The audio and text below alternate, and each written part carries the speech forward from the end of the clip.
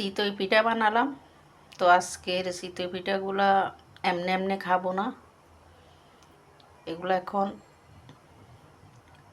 একটাকে 4-5 টুকরা করে নিব, কারণ এগুলা দুধে ভিজাবো, দুধ চিতই করব।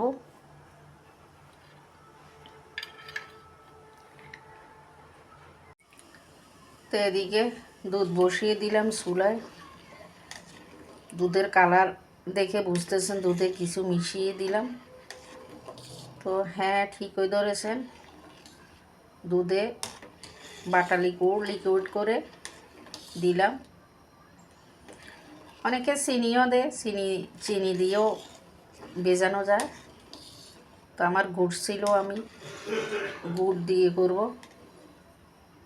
তো পিঠাগুলা ছেড়ে নিলাম বা কেটে নিলাম, একটাকে 4 টুকরা করলাম। অনেকে একদম পুরা চিতই পিঠাও ভিজায়।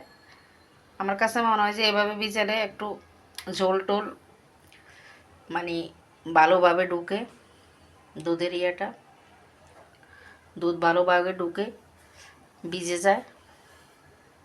তাই আমি ছিঁড়ে দিই।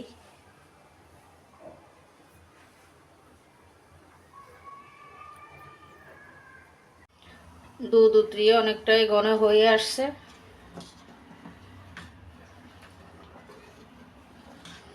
এবার পিঠাগুলো দিয়ে দিব।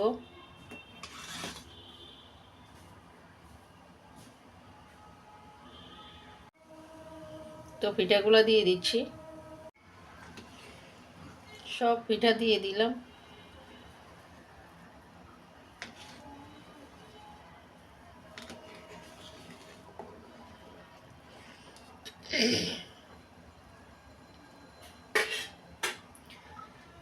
দুধ শুষে পিঠা অনেক ফুলে ফুলে যাবে, নরম হয়ে যাবে, অনেকটাই মিষ্টির মতো হয়ে যাবে।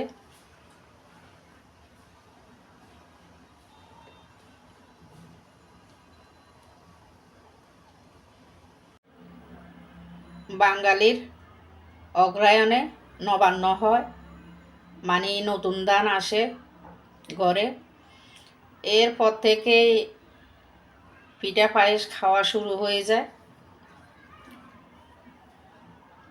আবার পৌষ পার্বণ আছে, অনেক এলাকায় পৌষ মাসে পিঠা খেতে হয় এমন নিয়ম আছে। তো যাই হোক, যেভাবে হোক, সব কিছু মিলে নবান্ন, পৌষ পার্বণ, শীত সব কিছু মিলিয়ে পিঠা খাওয়ার ধুম পড়ে যায়। বিভিন্ন ধরনের পিঠা যে যার পছন্দ মতো পিঠা বানায় খায়।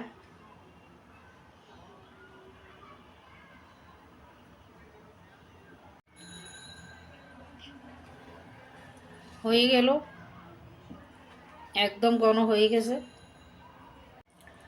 এগুলো কিন্তু আজকে খাবো না, কালকে খাবো। এগুলো গরম গরম খেতে মজা নাই। অনেকে খায়, আমার কাছে হয়তো ভালো লাগে না। যাই হোক, যার যেমন ইচ্ছা, যার যেমন পছন্দ। তো এখানে 2টো গোটা এলাচ দিয়ে দিচ্ছি, আলাদা একটা ফ্লেভার হবে।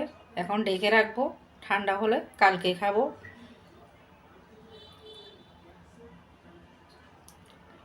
ফ্রিজে রেখে দিয়ে ঠান্ডা করে খেলে আরও ভালো লাগে, কিন্তু রাখবো না, অ্যালার্জির সমস্যা আছে, ঠান্ডা খেতে পারি না শীতের দিনে।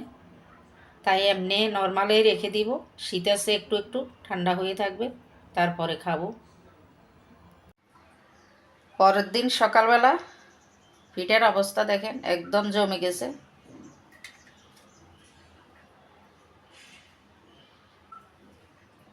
এলাচ দেওয়াতে কি যে একটা দারুণ সেন্ট বাইর হয়েছে ঢাকনা খোলার সাথে সাথে।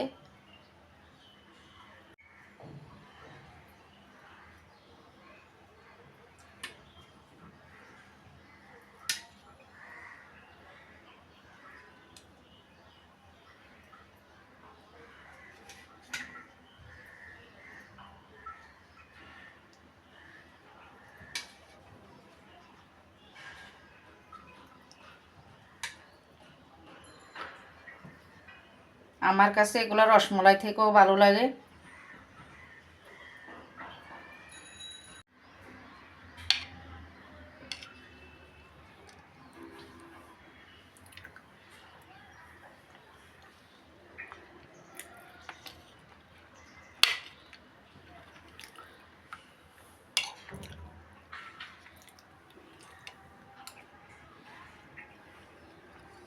অনেক ভালো হয়েছে।